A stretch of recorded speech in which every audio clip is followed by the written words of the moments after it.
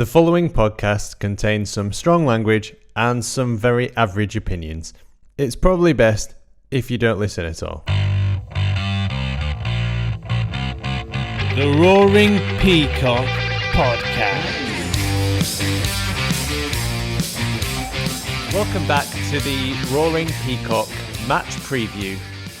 Aston Villa play Leeds United on Friday night pay-per-view, which we'll all be paying for via an illegal stream.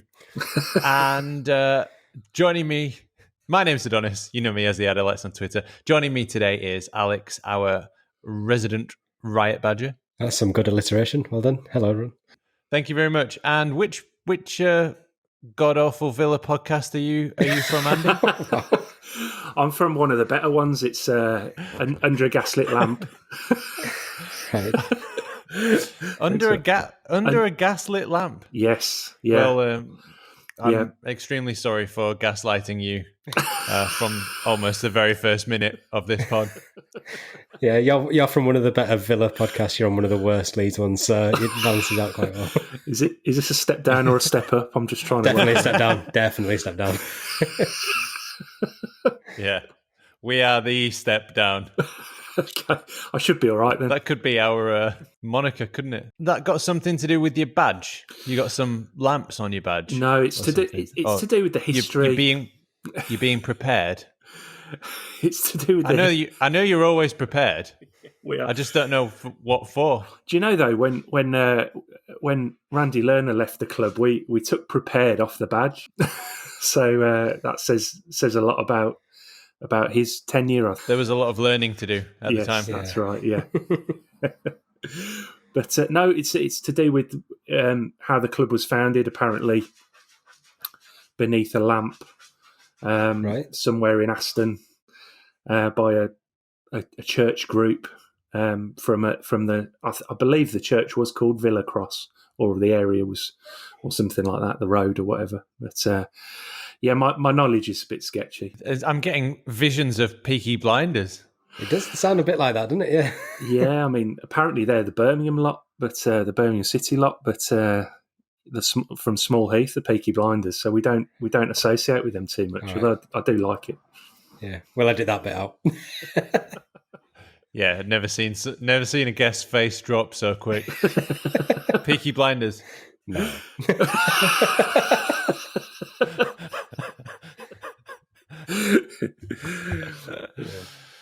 So, we our one listener knows quite a bit about Leeds. So let's talk about Villa then. And you've had 4 Premier League games so far, and Yes. 4 Premier League wins. Yes. 3 clean sheets. Yeah. And in the other game, you conceded 2, but that obviously scared you shitless. So you went on and scored 7 just to make sure that you won. You know, against the English champions and that. So a pretty good Yeah. start to the season then. We've had worse starts. I can't complain. It's I don't know what point you're making really. Is this not expected? Was this not expected? I think after last season, we were a little bit worried that that's the pattern for promoted clubs. So, yeah. There's plenty of. What am I on about? No, it's been a fantastic start. It's been an amazing start. No, we can't complain at all, and it's just one of those where you just think, how long is this? How long could this continue? Surely the bubble's going to burst sometime after Friday. And So what's the difference then between last season and this? Because there's not been masses of recruitment, as there for you guys. It's been 1 or 2, I think it was. we brought in 5 players this summer. This was a lot less than what you brought in the first season, yeah. The first season back, we lost something like 12 or 13 players, either who were out of contract or who were on loan and they went back. Obviously, we managed to get Tyrone Mings and Courtney Hawes back in, which was great. But then we had to sign something like 10 extra players to essentially fill the squad.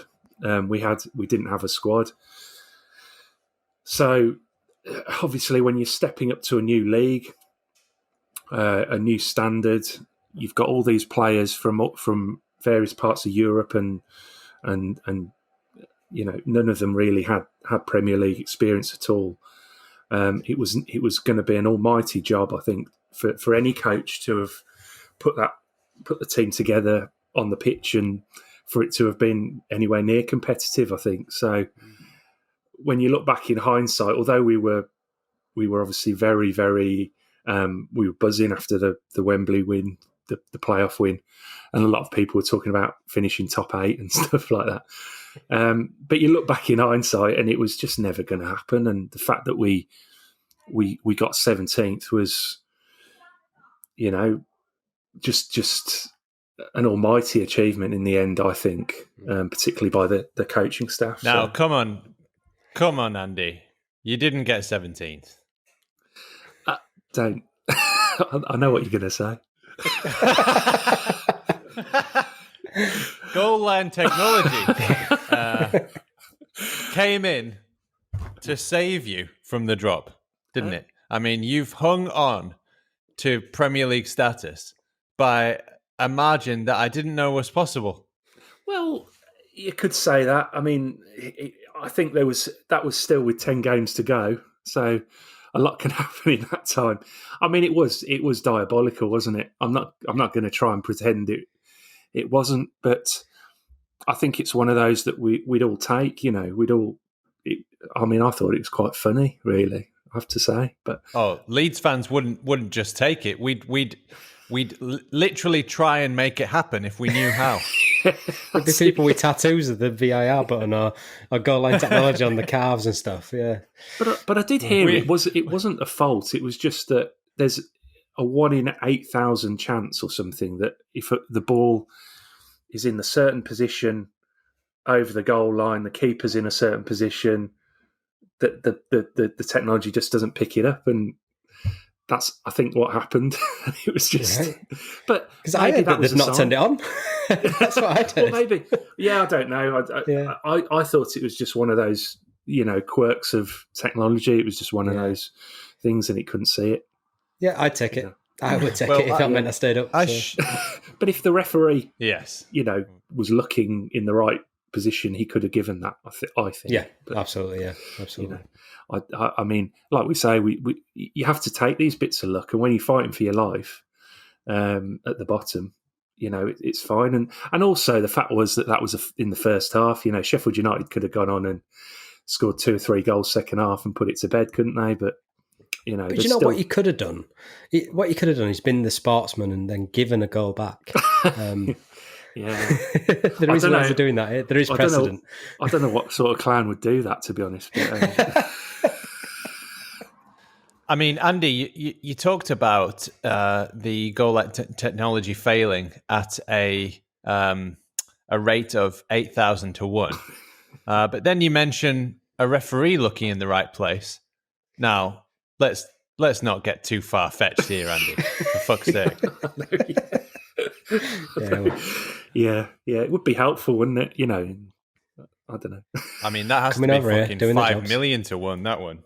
Yeah. Looking in the right place. Yeah, trusting their own judgment and eyesight as well. That would be a novelty, wouldn't it? But now, I haven't built it into the start of these episodes, but I should try and. I'm just going to try and fucking crowbar it in here. If you're listening and you would like to give us a good review, hopefully, on iTunes or your podcast player, that would be fantastic. In the next week, we are going to be auctioning off an absolutely enormous canvas, which has just been delivered to Alex. That one. They had to remove one of the walls in order to get it in. Beep, beep, beep. Come this way, guys. Don't put Back people it off. up. Not that too much. Oh, there goes the fridge. Fuck. Yeah, I've tripped over it twice. It's in my hallway. I've tripped over it twice already. So it's slightly damaged, but it is still passable. No, it's absolutely fine. So yeah, all you need to do is go onto my Twitter. It's @RiotBadger. You'll find it pinned, and there's instruction there on how you can enter the raffle. Essentially, follow our podcast, leave us a review, and retweet the tweet. and then you're in with a chance. We'll draw it live on the 20. Well, live on the 27th, and yeah, do us a solid. Yeah. We'll draw it live, pre-recorded. Yeah, exactly. And if we don't like your name, we'll redraw it. We'll be live when we do it. Yeah. I'm sure do us a solid means something different down here. Yeah, it does sound a bit disgusting, that, doesn't it? What does it mean? It sounds like give you a shit or something. That's it. It's like when you're potty training a kid. Come on then, little boy, do us a solid. Oh no, he's done us a runny. No, not again. Oh my God. Well, you Southerners are a bit weird. Southerners, come on. Says the bloke in Vienna.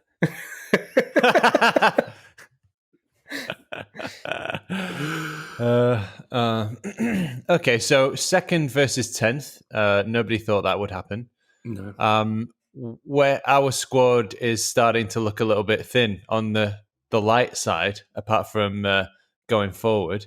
But you've beaten Liverpool 7-2, and I have no idea what the fuck happened or how you did that.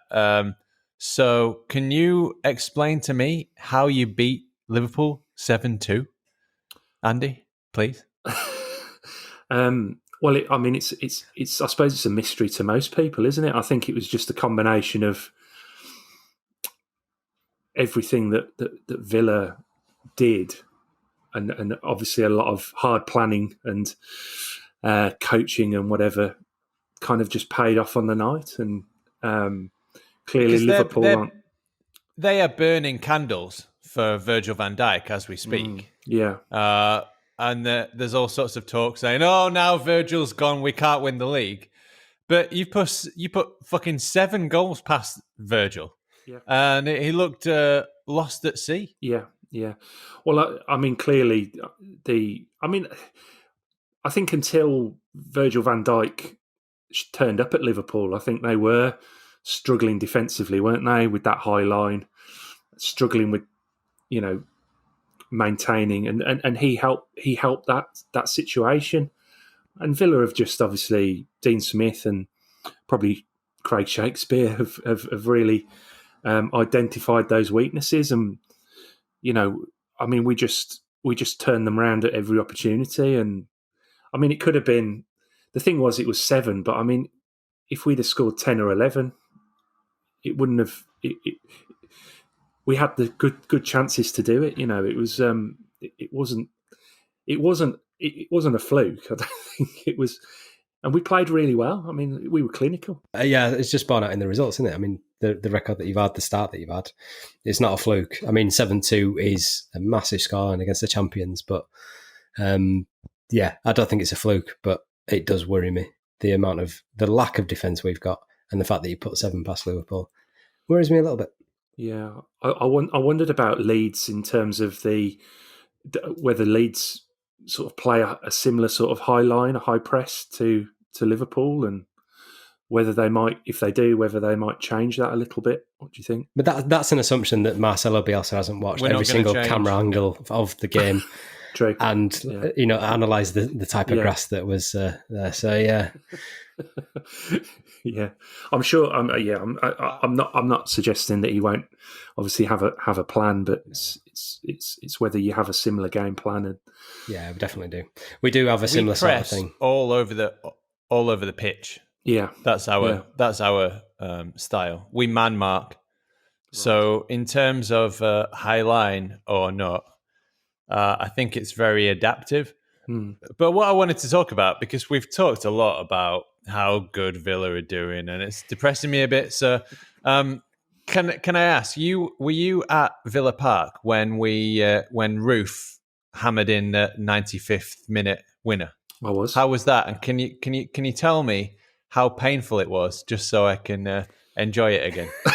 It was extremely painful. It was, but I mean, yes. It was. Come on, give it to me, Andy. Wasn't it? How bad did you feel? Were you devastated? Were you crying? I wasn't crying. No, I'm nearly 40. Well, I am 40 now. I was nearly 40 at the time. No, it was awful, and the fact that you battered us that day. To be fair, I mean, even when we were 2-0 up at half time, it felt like a bit of a strange scoreline. Really, it didn't feel like we were deserved of it, really, and it was just. I was just, when you if you think if I don't watch, nothing will happen. Yeah. It's like when I was a kid. I remember going in Euro '96. I'm sure it was when England were playing extra time. I went out and kicked a ball about in the garden because I thought if I do that and I'm not watching, they won't score. Spain won't score. It's just that psychological thing. But I was looking at my feet, and then obviously, it was just the manner of it. It was, just Elmo just kicking away, and he didn't, and it bounced up and went to roof. It was a great finish, and and it was a fully deserved win on the day. Thanks for that, Andy. I feel a lot better now. Yeah. I tell you what's weird about that game, watching it back, is that one of the catalysts of that comeback was Jack Clark, and he's gone on to do nothing. Yeah. Absolutely nothing now. Jack all. Yeah, we got 10 million for him from Spurs. Yeah, thank you very much, Spurs. Yeah. So is he... Levy, can you just bend over that table for me? Thanks. That'd be great.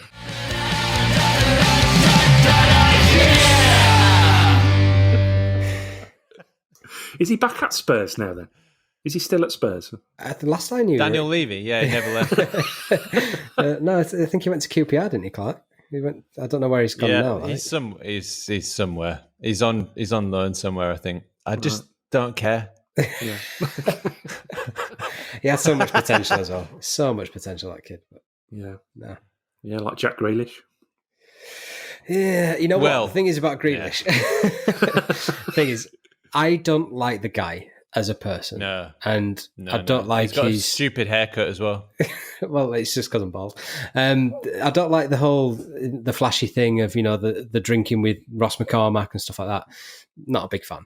But he's in the form of his life this season. And when he's not being selected for England, it does pain me a little bit to say it's like we should really be, should be starting Grealish because he get that form out.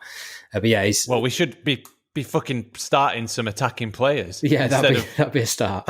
20 right backs and defensive midfielders. Yeah.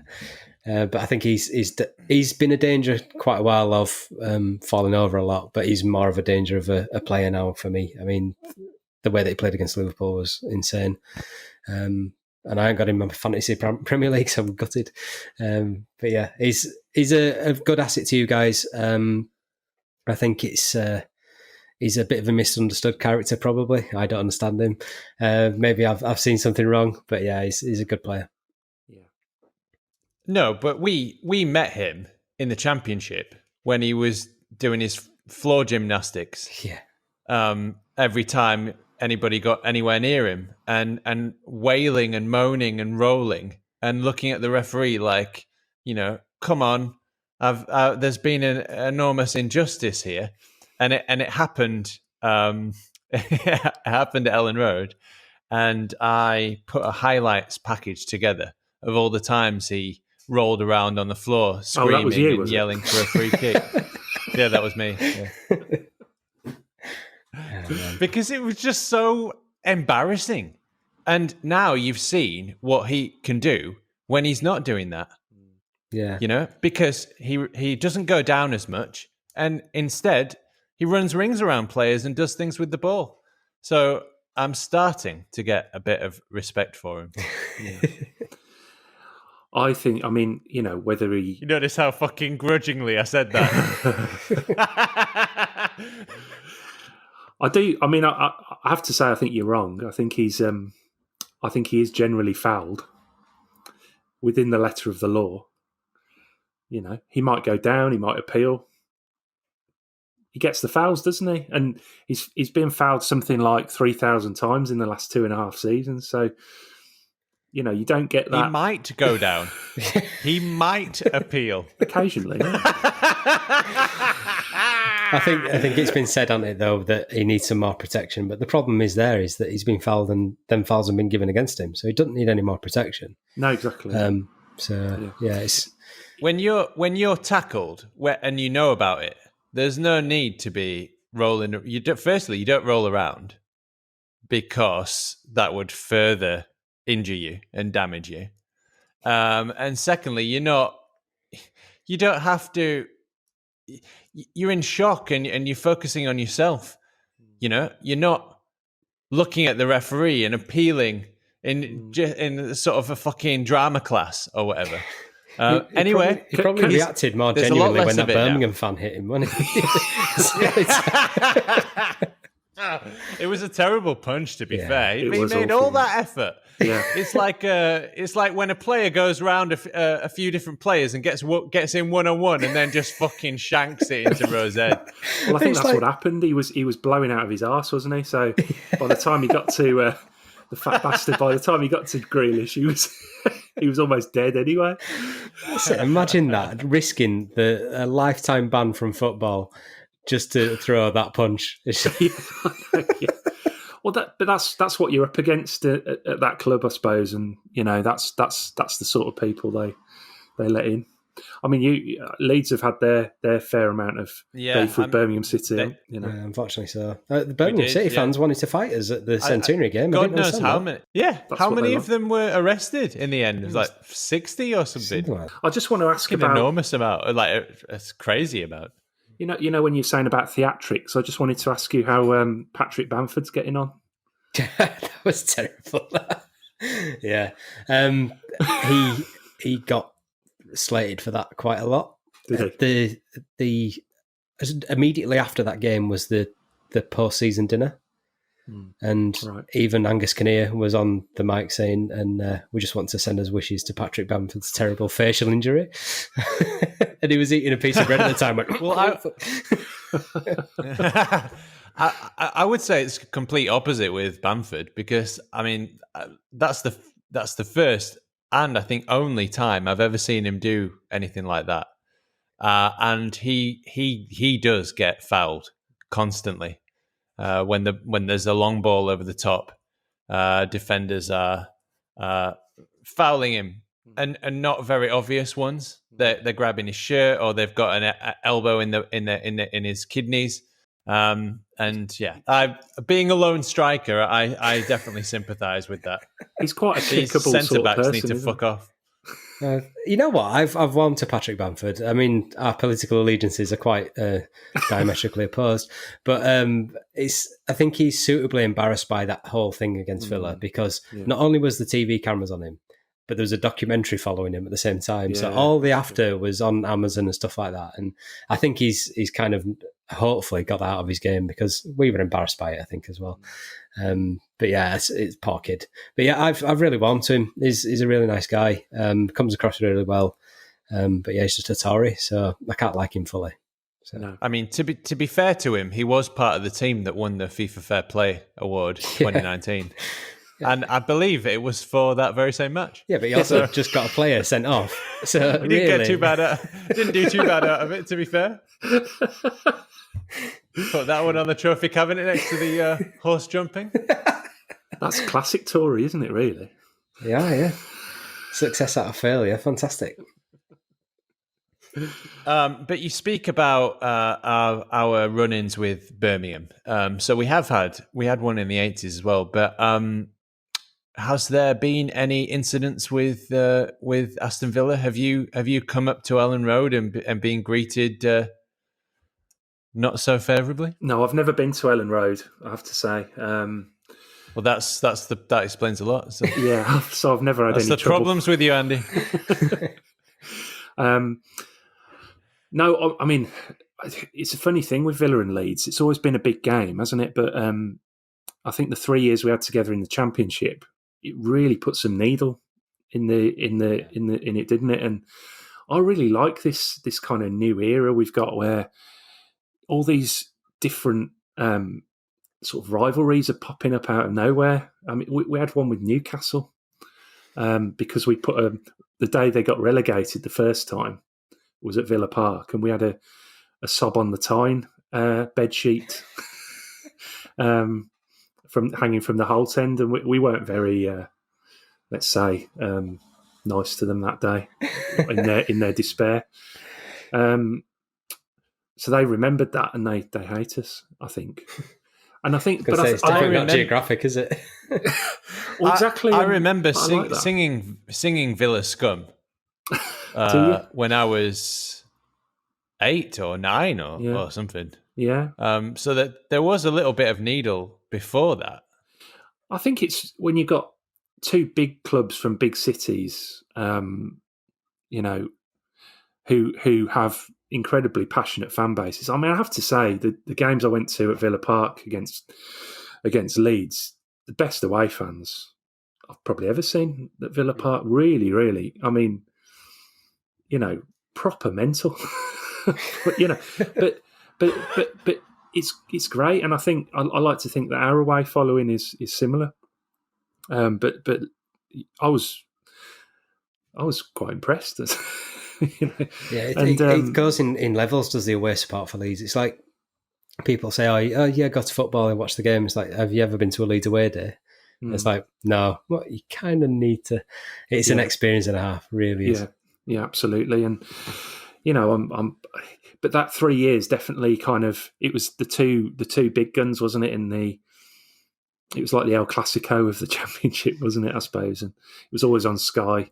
A lot of interest in it, and now we're going to get it in the Premier League behind closed doors, which is really sad. PPV as well, so yes, true. Watch it. True. Is there a movement with you guys to do something with the PPV? So we're doing something called charity, not PPV. There is, I saw something on Twitter today about there's the local food bank, I believe, and I can't remember what it's called. It's Aston and Nechel's Food Bank, I think, and they're sort of saying, you know, you can donate your pay-per-view money to that rather than buy the game.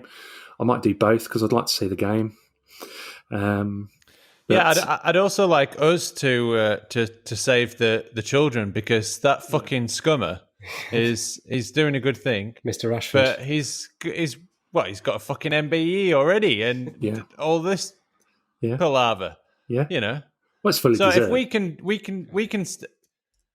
Yeah, okay. But he needs to not be a scum bastard. I think I saw somebody tweet saying, "Can we just share Marcus Rashford around the clubs a little bit so we can all like him?" Right, he plays for England. Yeah, but how can you support England at the moment? Yeah, it is a bit boring. Isn't it? I can't watch it. I have to. Kind of, but it's impossible to watch it because it's like anti-football. He's just killing it. He's killing football slowly in front of us. Yeah, it's strange, isn't it? Because I think in the World Cup and certainly the few months after, I thought he was really developing a quite an exciting style of play for England. Yeah, but he seems to have gone really, really sort of in on himself and playing three centre backs and two holding midfielders. I mean, that's just not the sort of, and that's not reflective of. Say again. Three holding midfielders. Rice is on the. He might be a fucking centre back, but he's a holding midfielder. Yeah, but that's it. What's his name? Dyer. Sorry. I think they were playing. Weren't they Dyer, playing Rice, 3-5-2 or something? Yeah, that's it. No, you're right. Yeah, yeah. Seven with 7 right backs. Yeah. No, it's more like a 25-0-1. And then we needed a goal, didn't we? 10 minutes to go, and he left Grealish sat down and brought Henderson on, didn't he? Which, you know, that just says it all, really, doesn't it? Yeah. Dean Henderson. Get another goalkeeper on there. Yeah, keep the score down. He would if he could. I'm sure he would. He'd fucking pack that box if he could. Well, Pickford, you've got to have a substitute for Pickford in case he kills somebody again. That's right. In case he has to go away. Yeah. Did you see that? There were a few tweets from Liverpool fans saying, "Shall we have got the police in this? We've got to get the police involved." It's assault. Oh, yeah. Yeah, they like the police now, do they? That's a good point, actually. Yeah, they won't be reporting it to West Yorkshire Police, so that's good, I guess. The South Yorkshire Police. No, that's true. But yeah, it's crazy, that stuff. To be fair, they brought out a few hits. Okay.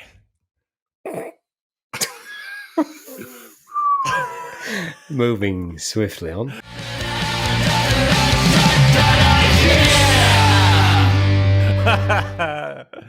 Oh dear. Okay, so this is usually around about the time that I ask for predictions. Ah, shit. Now I've completely fucking forgotten where we're at. I'm bottom of the league. The last time. Oh, you predicted 2-1, didn't you? Yeah. Who did we play? Wolves. I've forgotten already. Wolves. Yeah. Fucking bastards. I try and instantly forget losses. They don't do me any good. You were pretty confident you were going to beat Wolves as well. 1-0. Yeah, first half as well. Watching how we played in first half, I thought we were going to do well, and then second half we just didn't show up to it. Don't know what happened there. That's what's making me even worried because Phillips is out now. So If we'd have had a normal referee, I mean, I know that's an oxymoron, but if we'd have had a referee and we'd have got that penalty, when we score first, we generally win. It's very, very rare that we draw or lose after scoring first because we need teams to come at us and leave that space in behind. We're quite different. It's quite hard for us to break teams down unless Pablo has an outstanding game.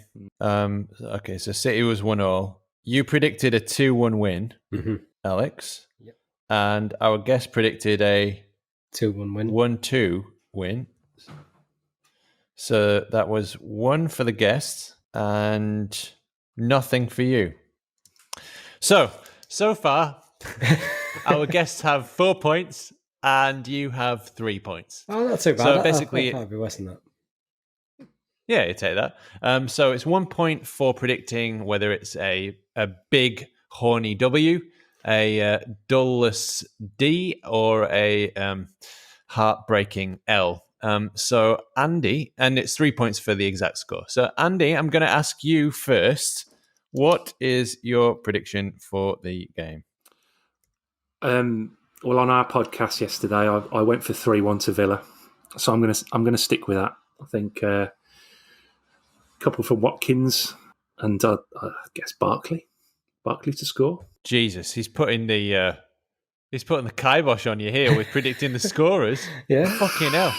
There'll be 4 corners, 3 cards. What am I going to go with? There'll be a free kick in the 16th minute. I've got a bet on on Barkley. Yeah, I want to go for a Leeds win, but I'm not confident, so I'm going to go for a 1-1 draw. Okay, I think it'll be Bamford. Yeah, Bamford. Okay, and who for Villa? Oh, it's going to be Grealish, isn't it? And he's going to cup his ears to the empty stands. Okay. I'll give you an extra 3 points if you get the scorers correctly. Yes, get in. And put that bet on as well. Who's scoring for Leeds, Andy? I'm going to say who's that right back who I think's playing? Ayling, yeah. I can't believe he's a Premier League player. Well. I've got a good feeling about this. I have to say. I don't know why. I don't usually. It's very, very rare for me. Maybe it's because it's still 2 days out, so we're recording this on Wednesday. Yeah. But I just feel like Villa can't win 5 games in a row. We've never done it before. At the first 5 games of a league season, we've never won all the games yet. So, and we're winless in 2. So I feel like on the balance, we should come back and sting you. I'd fully agree with that if we had the full team, but we don't. We probably have the tea lady at left centre back. We've got a Strike in as defensive midfield, haven't we? Ayling will probably come inside and do centre back as well. And I have no idea how we're going to line up at the back at all. I've got no idea. Well, he also said that Struijk is coming in for Phillips. Yeah. And he did a decent job there. Yeah, last few games of last season, he came in and did that as well. So I think he did well. But who have we got at centre back then? So we've got Cooper, the throbber. No, well, Cooper's out. No, apparently is he all right? Oh, that's not too bad. Apparently, he could play. Yeah, but he apparently could play. I mean, he almost played the other night, didn't he? He pulled that in the But wall. yeah, Bielsa said that with 2 days out, he can't say whether he's fit or not. Right. So there's a chance. Okay. It could be Cooper and Koch with the big werewolf in DM. And I'd be happy with that. Yeah, that'd be all right, but I don't think Cooper's going to play. So if Cooper's not fit, who do we put in there? We are that threadbare. Shackleton? Shackleton. He's about 3 foot. No, I love the kid, but you can't have him at centre back. No. He would go right back. Even right back, yeah. I don't know. I'm worried. I am worried for this. But we have got Rafinha and we've got Rodrigo. Rafinha looked really good and lively against Wolves. So I think if he starts, I think he'd be pretty good. We've got little Ian Poveda, which it's going to be one of them where it's going to be a Simon Grayson type game. He's going to be about 7'6" or something like that. He says it Jan, doesn't he? Yeah. Jan. Jan Carlo Poveda. I mean, I think he would. Jan Carlo Poveda. His name is, after his first name is Carlo Poveda Ocampo. If your name is Ian, you're going to pronounce it Jan. You're not going to say, my name's Ian Carlo Poveda. He's not going to do it, is he? Ian Carlo Poveda. Carlo Poveda Ocampo. He's an exciting player to watch, though. The squad list reveal is always good for that, isn't it? Because you get to see all the full names of the players, don't you? Yeah, Calvin's middle name is Mark. Is it? It's a bit weird. Yeah, had the full list. I think it was retweeted by Filet. Oh, fish. So we can just have a little refresher of that. Because, as you say, it's very interesting, these middle names. Fucking ridiculous. Yeah, don't talk to me about ridiculous middle names. Mark. What's your middle name? I'm not telling you. Oh, dear. Okay. Luke David Ayling, Patrick James Bamford, Gaetano Michel Berardi. Just when you thought he couldn't get any sexier. Yeah, he's got hairdresser as a middle name. Michel. Excellent. Liam David Ian Cooper. Right. Okay. Could he not get a couple more normal names in there? Are we sure it's not Jan and it's definitely Ian? I'm pretty sure in this context it's Ian. Yeah. Liam, David, Ian, Kev, Brian. How many other normal names can we get? John, Jeff, Cooper, Rafael Diaz Beloli. Yeah. I mean, that's Rafinha, isn't it? Yeah, but Beloli, I looked into it, and the history of the name it's analogous to Belushi. So that's brought back some terrible memories of a terrible defender. Yeah. And the one that stands out as well is J. Roy Jornell Grot. Jornell's a great name. Should have gone with that instead of J. Roy, to be honest. Jornell is a great first name. And Jornell. So Andy, you don't know J. Roy Grot, but I am extremely surprised that he's made the Premier League squad, to be honest. Yeah, he's got a squad number, and Mesut Ozil doesn't have one for Arsenal. So. Yeah. How's that work? Yeah. We've left Henry Lansbury out.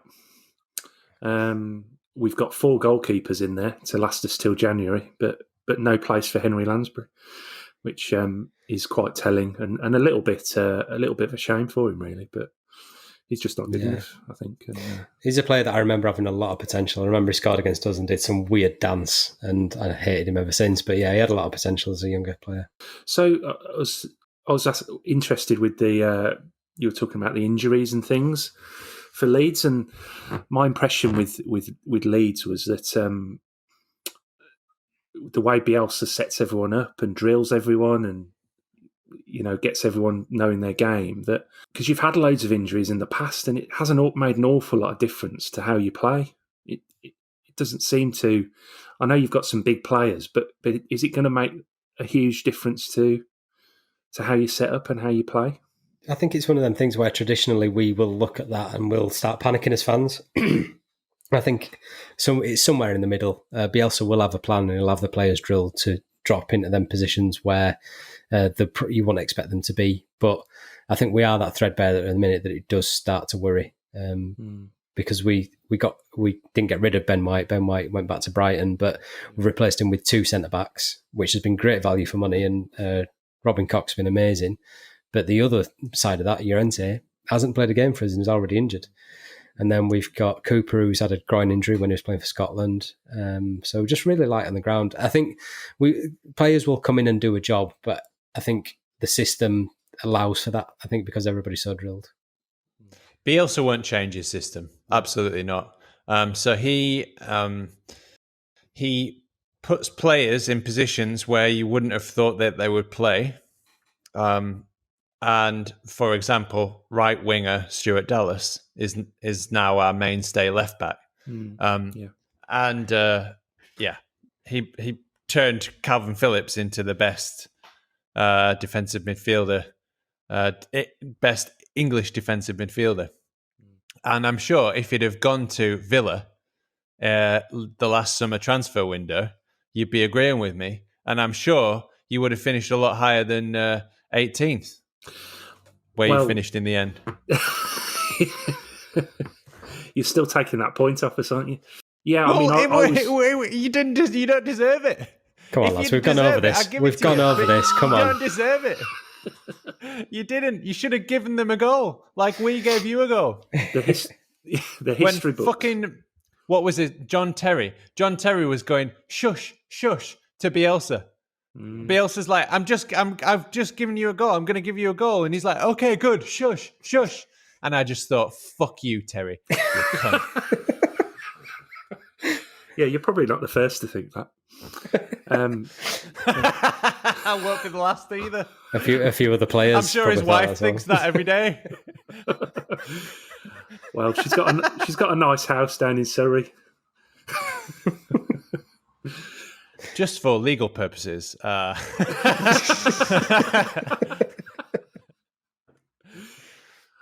I mean, I can't even remember what the question was you asked me before you went on your rant about golf. I don't think it matters. That's probably the most roaring peacock thing a guest has ever said. I have no idea what the question was because he just went on a fucking rant. Yep, standard.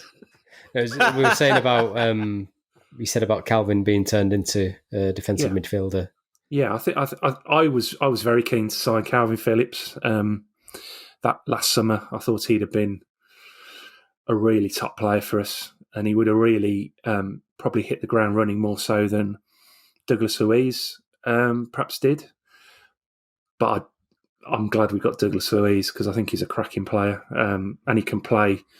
He can play as a 6, but he can play equally as well as an 8. He's very, very skillful, and he's added a bit of needle to his game as well. He's got a bit of shit house about him now that he's a very good player, very promising player.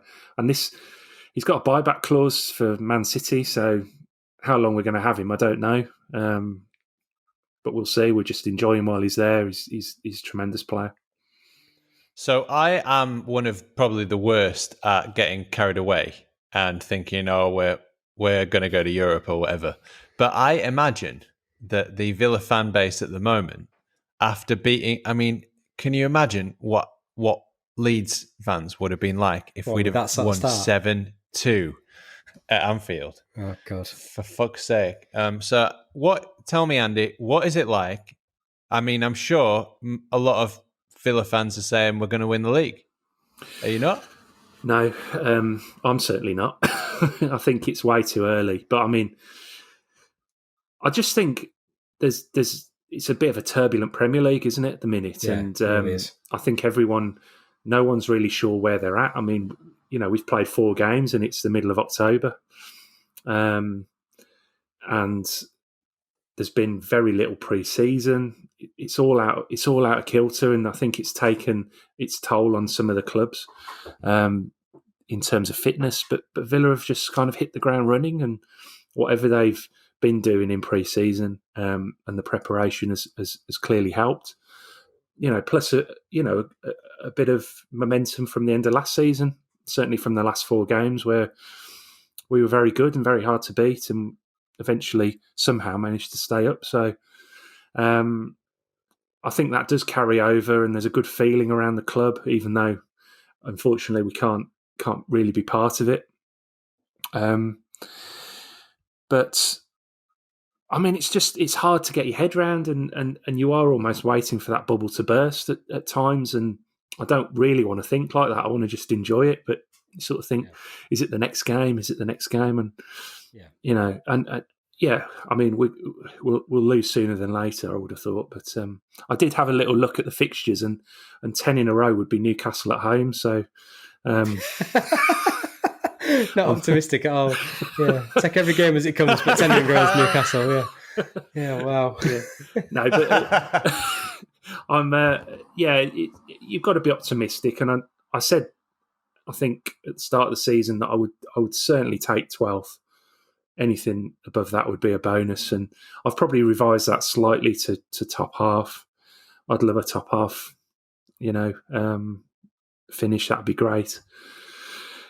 And of course, then you start thinking, well, what about Europe? But I think there's so many good teams, and I think a lot of the clubs will find their form and the fitness soon. And I think we need to sort of make hay while the sun shines, really, and get as many points on the board as we can, and try and hang in there. Yeah. But I'm ecstatic with the start. It's hard. It's just hard not to be. And sorry, Adonis, I've got to do this because you will do this anyway at some point. Were you present at the Coca-Cola Cup final where you beat us 3-0? Yeah, I was. Yeah. Great goal by Savo Milosevic to start it off, and we just ran riot after that. I was sitting right behind that, behind the goal. Wow, that's a memory that's etched in your brain then forever. Yeah, it gets mentioned every podcast. That's why I said it. I wasn't going to mention it. This was the one time where I literally didn't want it brought up.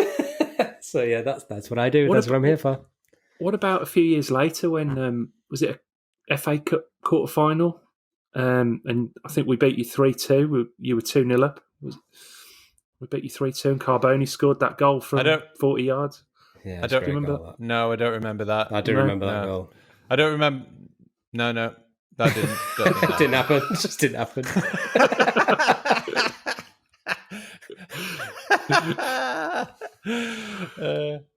I don't actively want Villa to win the league, but anybody outside of these top 6 assholes who want to fuck off and do their own European thing, if anybody outside of that wins the league, then I will be pleased. Yeah, I absolutely agree. Let's put it that way. Absolutely agree with you. I think whatever this power grab is that they're doing, and now it's switched from this big picture whatever to European Super League. I just think they're playing games, and that it's just totally against the